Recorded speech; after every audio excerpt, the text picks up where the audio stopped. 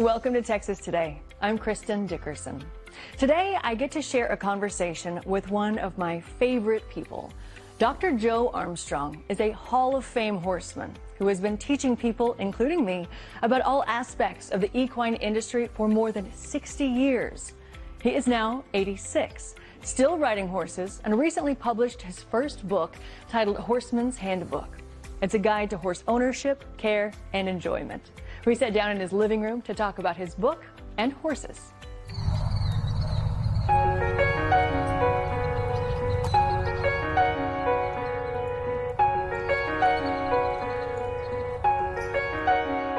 Dr. Armstrong, it is absolutely an honor to have this conversation, so thank you for letting me interview you today. It is my pleasure. Congratulations on your book. Knowing that you are now a published author, what's that make you feel like? Well, it really makes me feel good. It's something that I had never anticipated doing, and then once it's finished, I really feel great. This book seems like it is a must-have if you don't know anything about horses, but it's also really an educational tool for an advanced horseman. What do you hope people get out of reading this book? I hope to get wisdom. It's one thing to be smart, it's another thing to be wise. And wisdom, I think, is what keeps you from getting hurt with the horse, and it also enables you to do the things that you want to do. You say that the horse is one of God's most magnificent creations. Will you help me understand how you see horses and what you appreciate and love about them? If you read the Bible and whatnot and all the ancient books, it talks about horses and has pictures of horses, on all the petroglyphs and whatnot. And I'm told that everywhere you see that man has been, and he's been successful, that there are always the hoof prints of horses. Will you tell me about your first horse? My first horse was a paint horse. She was a little mare named Beauty that my dad, he didn't buy her just for me, but he got her for all of us. And we rode many miles, and if you had a problem, you could talk to her and tell old Beauty about it, and she'd listen, and she wouldn't criticize you about it, and just come home and everything would be good. Do you think that's when you first fell in love with horses? Probably, yes. Yeah.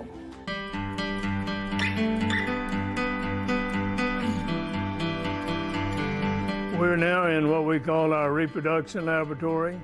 Every spring we breed mares so they'll have foals the following years. And this is our Armstrong Equine Service Reproduction Lab. I had my first mare bred in 1963. That was a few years ago.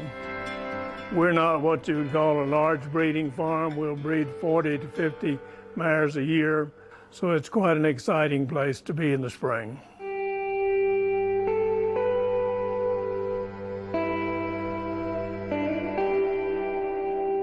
To name just a few contributions to youth, you developed a very successful New Mexico State 4-H horse shows, horse school.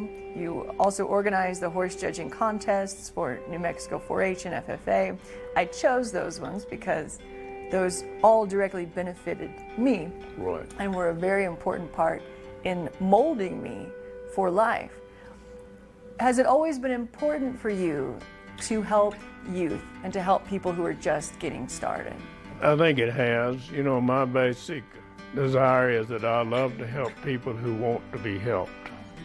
And if I don't do it, then who's going to do it? You keep asking me, what's the most important to me, and I keep thinking, well, what really is? Probably being enrolled in the German Quarter Horse Hall of Fame. That's one of the more significant things. And then I've got quite a few that are souvenirs of relics that I've picked up. And I know the one that I got in Argentina, it's a rawhide rope, but it's all black between the braids. And that's because they rub those with cow manure. So all that black stuff we don't lick, we just look at. You have some incredible home video that you recorded of Philmont Scout Ranch in Cimarron, New Mexico. Would you tell me the significance of your time there? Well, you know, Philmont Scout Ranch, Wade Phillips of the Phillips 66 Oil Group gave the ranch to the Boy Scouts. It's 127,000+ acres up in Cimarron, New Mexico. And every year, 10 to 20,000 Boy Scouts come through that program. And I went as a 13 and a 14-year-old as a camper, and I just loved being out there and loved the mountains in New Mexico. And so then when I was 16 years old, I applied to work in their horsemanship program, and I was accepted to that. I saw a great photo of you shoeing horses. I feel for your back. Well, you know, at that point in time, we were young and fearless. There were no holes in our cape, and we were ready to go to work.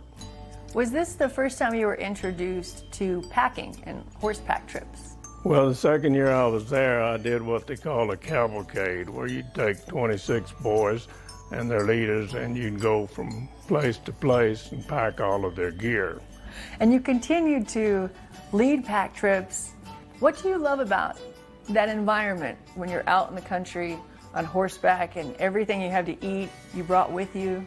Yeah, we had to take a lot of food, no question. But the big thing is you get to be out in nature. I saw a great photo of you jumping a substantial log, and likely in a Western saddle. Yes. You're a little wild, Dr. Armstrong. I never have been accused of being careful. I saw a photo of you and Ed wearing harnesses. Were you paragliding? Oh, yeah, that's when he took me on a paragliding trip up in Aspen, Colorado. We ran off the mountain and jumped up, and all of a sudden our kite popped up, and we're just floating out over the valley. Seems like a very dangerous idea. How young were you at this point? Well, I was 75. But, you know, nothing ventured, nothing gained. So off the mountain we went. You are currently preparing to compete again. Well, I'm just going to go to the AQHA World Show in the ranch riding.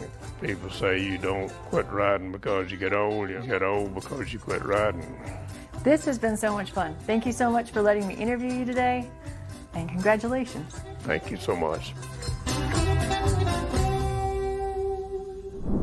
To purchase a copy of Dr. Armstrong's book for yourself or any horse lovers in your life, check out his website, horsemanshandbook.com. It's also available on Amazon.